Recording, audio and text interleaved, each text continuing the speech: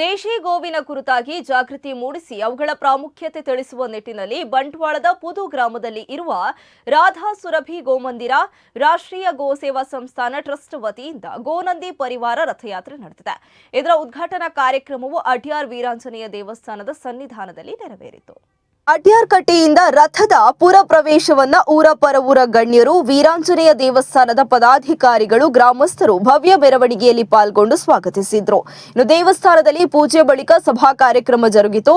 ವಜ್ರದೇಹಿ ಮಠ ಶ್ರೀ ಶ್ರೀ ರಾಜಶೇಖರಾನಂದ ಶ್ರೀಪಾದರು ಕಾರ್ಯಕ್ರಮ ಉದ್ಘಾಟನೆ ಮಾಡಿ ಆಶೀರ್ವಚನ ನೀಡಿದ್ರು. ಗೋವು ಭಾರತದ ರಾಷ್ಟ್ರೀಯ ಪ್ರಾಣಿ ಆಗಬೇಕು. ಅದು ಆಗಬೇಕಾದ್ರೆ ಪ್ರತಿಯೊಬ್ಬ ಹಿಂದೂವಿನ ಮನದಲ್ಲಿ ಗೋವಿನ ಬಗೆಗೆ ಶ್ರದ್ಧೆ ಜಾಗೃತಿ ಆಗಬೇಕು.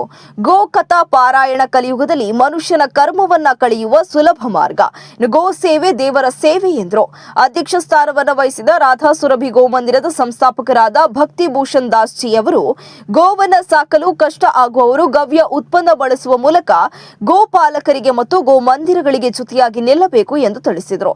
ಪ್ರಾಸ್ತಾವಿಕ ನುಡಿಗಳಲ್ಲಿ ಗೋಸೇವಾ ಗತಿವಿಧಿಯ ಕರ್ನಾಟಕ ದಕ್ಷಿಣ ಪ್ರಾಂತ ಸಂಯೋಜಕರಾಗಿರುವ ಪ್ರವೀಣ ಸರಳಾಯ ಅವರು ಇದು ಭಕ್ತಿ ಪಂಥದ ಮೂಲಕ ಸಮಾಜ ಹಾಗೂ ರಾಷ್ಟ್ರ ಜಾಗೃತಿಯ ನಿರಂತರ ಕಾರ್ಯದ ಭಾಗ. ಗೋವಿನ ಬಗೆಗಿನ ಜಾಗೃತಿಯ ಜೊತೆಗೆ ನೆಲ, ಜಲ, ವನ ಸಂಪತ್ತುಗಳ ಸಂವರ್ಧನೆ ನಡೆಯುವಂತಾಗಬೇಕು. ಉತ್ತರ ಭಾರತದಲ್ಲಿ ಗೋ ಅಥವಾ ಭಾಗವತ ಕಥಾ ಸಪ್ತಾಹ ಕಾರ್ಯಕ್ರಮ ಹೆಚ್ಚಾಗಿ ನಡೆಯುತ್ತಿದ್ದು ಅದರ ಜಾಗೃತಿ ನಮ್ಮ ಕರ್ನಾಟಕದಲ್ಲಿ ಆಗಬೇಕು ಎನ್ನುವುದು ನಮ್ಮ ತಂಡದ ಉದ್ದೇಶ ಎಂದರು.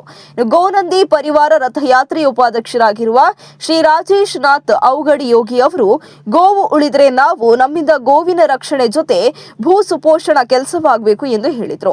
ರಾಜ್ಯ ತಂಡದ ಪರಿಚಯದ ಜೊತೆ ಗೌರವಿಸುವ ಕಾರ್ಯಕ್ರಮವನ್ನ ಗೋನಂದಿ ಪರಿವಾರ ರಥಯಾತ್ರೆಯ ಸಮಿತಿಯ ರಾಜ್ಯ ಪ್ರಧಾನ ಕಾರ್ಯದರ್ಶಿ ರಮಿತಾ ಸೂರ್ಯವಂಶಿ ನೆರವೇರಿಸಿದರು.